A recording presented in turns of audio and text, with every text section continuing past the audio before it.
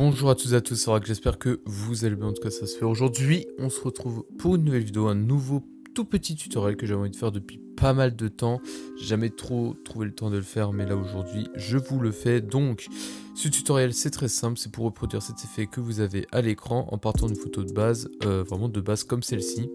On va créer un petit effet halftone avec du paper dessus, ça va être assez stylé.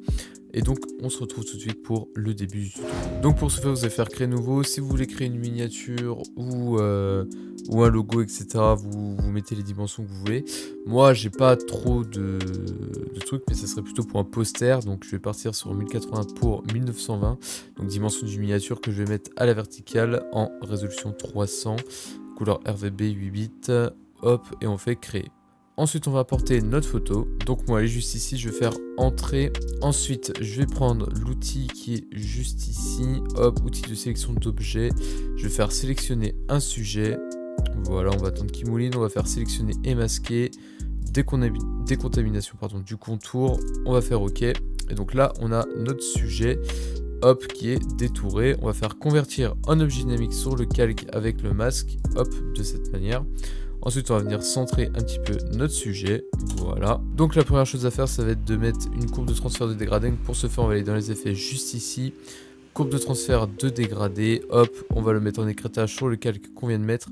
Donc, pour ce faire, on va se mettre sur le calque de la courbe. Hop, on va aller entre les deux calques, maintenir Alt. Et là, vous voyez, il y a une flèche noire avec un carré blanc qui va apparaître. Et quand ça apparaît, vous maintenez Alt et vous allez faire clic gauche. Donc là, la courbe s'affiche que sur notre calque, enfin s'applique pardon que sur notre calque. Ensuite, on va venir mettre une courbe, donc celle que vous voulez, du moment que ça part du noir et que ça arrive au blanc, que vous mettez deux couleurs au milieu. Donc là, je vais en créer une avec vous. Donc j'ai bien mon noir ici, mon blanc ici. Donc là, entre les deux, par exemple, je peux venir mettre, je sais pas, par exemple du vert, hop, comme ceci. Là, je vais mettre, hop, un petit peu plus du bleu ou du jaune. Voilà, je pense que ça peut bien aller ensemble. Enfin bref, amusez-vous à trouver votre courbe. Moi, je vais laisser celle que j'avais de base. Hop, je vais faire OK. Une fois que ça c'est fait, on va sélectionner nos deux calques, donc courbe de transfert dégradé et notre sujet. Hop, on va faire convertir un objet dynamique. On va le mettre en rouge juste ici. Et on va l'appeler 1. Voilà, parce qu'en fait, ça va être notre calque de base et on va en avoir besoin pour le dupliquer plus tard, sauf que du coup on va le dupliquer plusieurs fois et on aura besoin de la version de base. Voilà, je sais pas si c'est très clair, mais vous comprendrez.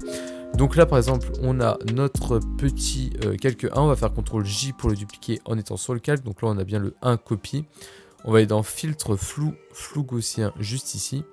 Hop, on va mettre un petit flou à 9,6, voilà. Faut pas que ça soit trop abusé, faut qu'on distingue un petit peu notre sujet. Et on va venir le mettre en éclairci, juste comme ceci. Voilà.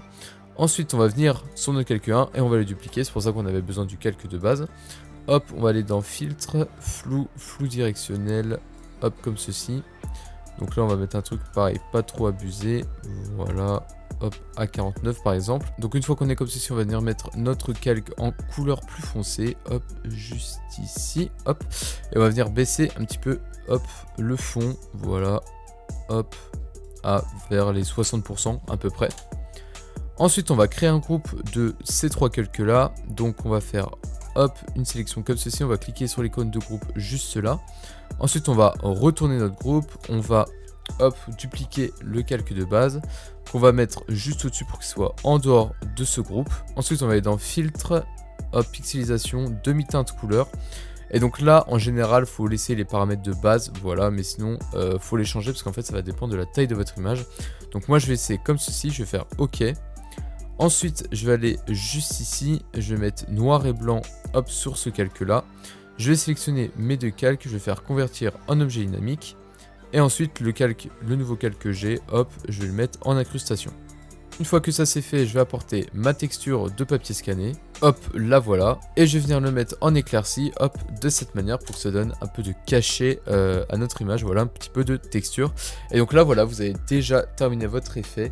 Vous voyez que c'est très simple à faire, il n'y a pas beaucoup de trucs techniques, mais ça donne un effet méga stylé. En tout cas, j'espère que cette vidéo vous aura plu. Et moi, je vous dis ciao tout le monde pour une prochaine vidéo. C'était Orax.